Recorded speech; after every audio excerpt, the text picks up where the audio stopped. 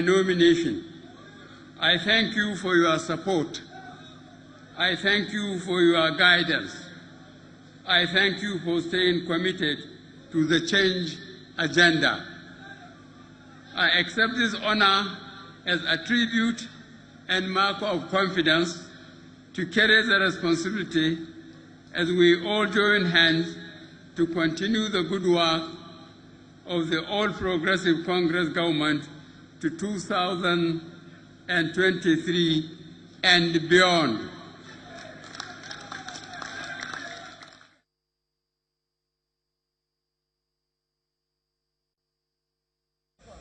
My fellow compatriots have really shown that the interest of the party and that of the people of this country is paramount and more important than our individual interests.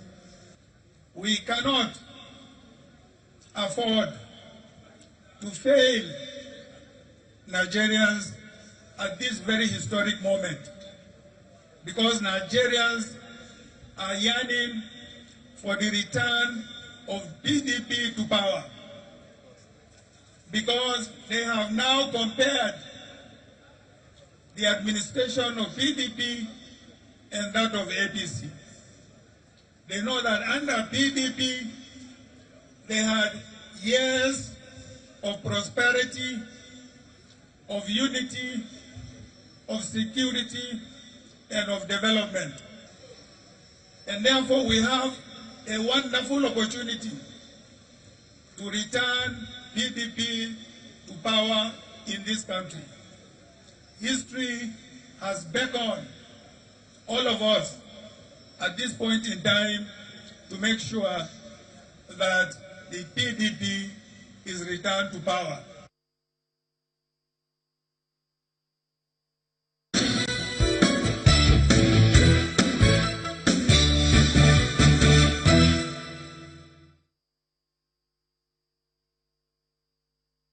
All right, so yes, we're going to focus on those two political parties and their plans, because you asked for it, and now you have it.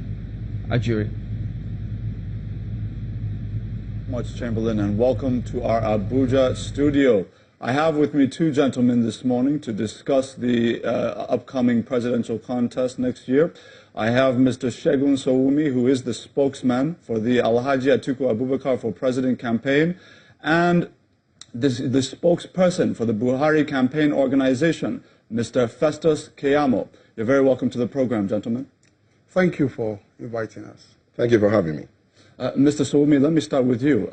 When you look at the upcoming election, and you know the issues are many, there's so many things going on in the country, so many policies and programs being forwarded by both candidates, discuss why it is that you believe Alhaji Atiku Abubakar is the man for this moment in our nation's history. Thank you very much for that beautiful question. From time to time, the beauty of democracy is that if it's termed democracy, people must go back to the electorate, they must review the state of things in their country, and they must try to determine where are they in terms of where they wish to be. We are of the opinion that right now in Nigeria, not by our own promptings or our own stimulation, that Nigeria has lost more jobs for a population that is young and growing. At the last count, 12 million or thereabouts, sometimes 13 you hear. And therefore, you need someone that can really create jobs because we have a young population. The implication of having a young population is that you could really double your population in a very short time. And if you are not taking job creation very seriously, you could implode your country just on the weight of number of people. So you need someone who can create jobs. Atiku can create jobs. You need to look at the country and ask yourself, why is it that we're not growing at the rate that we need to be growing in terms of economic development? At best, after being in recession for a long time, we're just about 1% or thereabout growth now. And the population is growing at about 3%. So it means that we have a negative growth. The indicators from the CBN, from the World Bank, is that we could slide back into a recession if we're not careful. Why is that happening? You need to bring someone into the government who understands how to run government and open it up so that private sector dictates can then push government, and you can create good opportunity for people for private sector people to come and help you develop the company like you see all over the world. Atiku is a businessman. He's run a business well. He knows what it takes to partner with private sector. He knows what it takes to bring foreign direct investment in the country. He's done it before and he can do it again. Nigeria is very divided now. We fought a civil war some time ago, and for some reason or the other, we found ourselves in a situation where the country is just divided. We're no longer dealing with just terrorism. We're dealing with animal and farmers and herdsmen. We're dealing with kidnapping. We're dealing with a whole lot of issues that are seem to divide us, both around ethnic lines, around religious lines, and all of the lines that you can possibly imagine.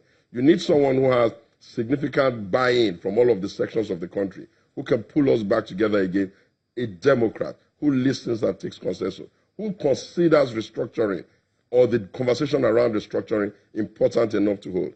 Nigeria has major security challenges.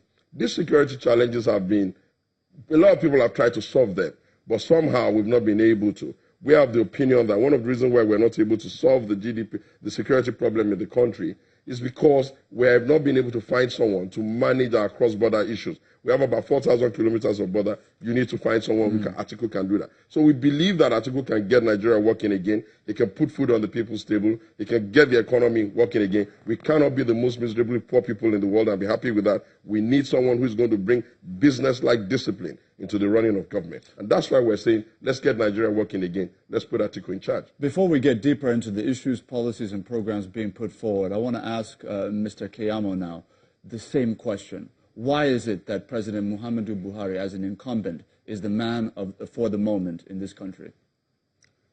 Well, you know, one of the best things that has happened to us as a party and to President Buhari is the emergence of Atiku Abubakar as the presidential candidate of the PDP.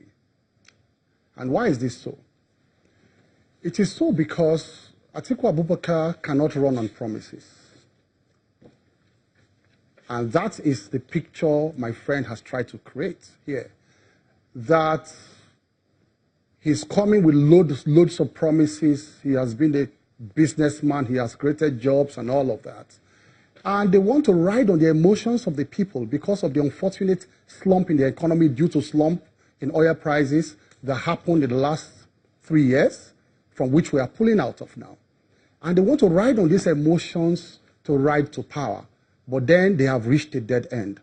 Because Atiku Abubakar has a record in public office and in creation of jobs. So I want everybody to get it clear this morning that Atiku Abubakar cannot run on promises and on this whole thing about running a private business. He's not Donald Trump that came all the way from private business straight to the presidency of America. He has been vice president. He claimed those records because he keeps saying when we were in power, So if he wants to take the credit of that period, he also has to take the liability of that period. So everybody should steer Atiku Abubakar away and his team. They should steer them away from all those nebulous private jobs, private business kind of thing. They should steer them away. He cannot run on those records. The books are not open to Nigeria. Nigerians don't know what is happening in those companies. Some are folded up. We want to run on his public record. How did Atiku Abubakar create jobs when he was vice president? What we saw was a colossal failure in terms of management of public institutions. Under him, under the privatization program, NITEL became a disaster. I'll give you an example of one of the things he did when he was in power. That is the record we're running on. It's not about one university somewhere. We're going to come to all that. And one eatery has opened and all those. Now, we are going to come to that. Let me tell you one of the disasters that happened under him. Very quickly, please. As job creation. NITEL, at that time, government put up NITEL for sale under the privatization program. They invited a company called ILL, International London Limited, to come and buy NITEL. And they promised they were going to bring a lot of inflows into the country when they purchased NITEL. They were going to bring funds from outside the country. What happened? It was only 10% funds they could muster. They could not muster the remaining 90% funds. They had to source the funds locally from local banks. And that is what affected First Bank. First Bank almost collapsed with that deal. After some time, they had to cancel that private. People lost their jobs. They were, all these public institutions, they sacked them out of their jobs. This is somebody who wants to create jobs. And then what happened? They now brought in a company called Pentascope. They said Pentasoft come and manage Nitel and make it profitable. After nearly